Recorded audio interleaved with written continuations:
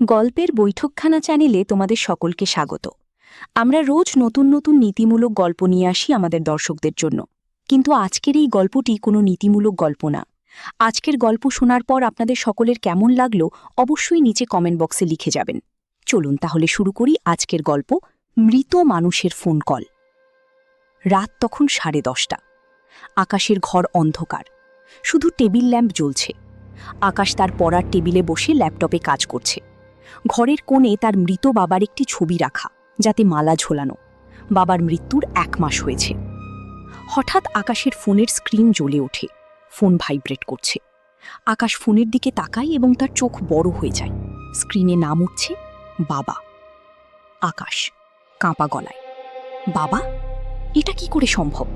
বাবার ফোনটা তো আমার ড্রয়ারেই বন্ধ করে রাখা।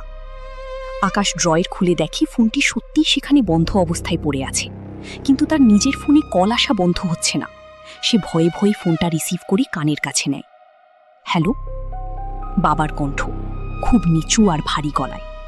আকাশ, দরজাটা খুল বাবা, আমি বাইরে দাঁড়িয়ে আছি, খুব শীত করছে রে। কলটা কেটে যায়। আকাশ জমে যায় ভয়ে। ঘরের বাইরে করিডোর। আকাশ কাঁপতে কাঁপতে দরজার দিকে এগিয়ে যায়। দরজার আই হোল দিয়ে বাইরে দেখার চেষ্টা করে। বাইরে ঘুটঘুটি অন্ধকার, কিন্তু সে হালকা খসখস শব্দ শুনতে পায়। আকাশ, বাবা, আপনি কি সত্যিই ওখানে? হঠাৎ ফোনের মেসেজ টোন বেজে ওঠে। আকাশ ফোন চেক করে। বাবার নম্বর থেকে মেসেজ এসেছে।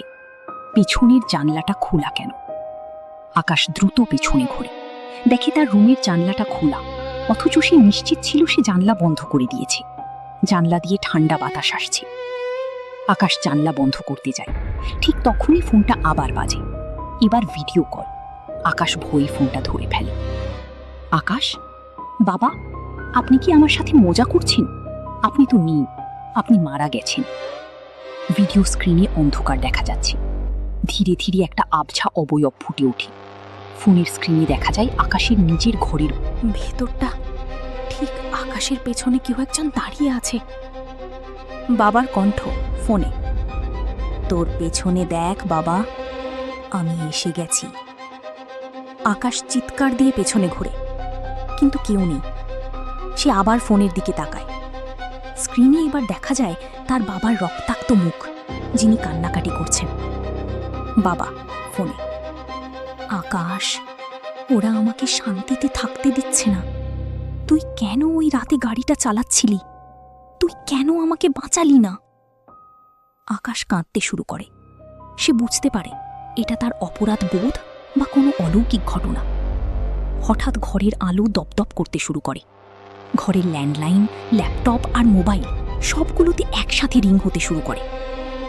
বাবা, আমি আসছি আকাশ, আমি তোকে নিতে আসছি। হঠাৎ ঘরের সব আলো নিভে যায়, পুরো অন্ধকার। শুধু ফোনের স্ক্রিনের আলোয় আকাশের আতঙ্কিত মুখ দেখা যায়।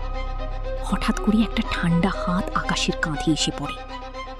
আকাশ আর্তনাদ করে ওঠে, না! আকাশ বুঝতে পারে অনেক সময় কিছু ঋণ আমাদেরকে মৃত্যুর উপার থেকেও শোধ করতে হয়। ভিডিওটি ভালো লাগলে লাইক দিন এবং আপনার প্রিয়জনকে শেয়ার করুন। সাবস্ক্রাইব করতে ভুলবেন না।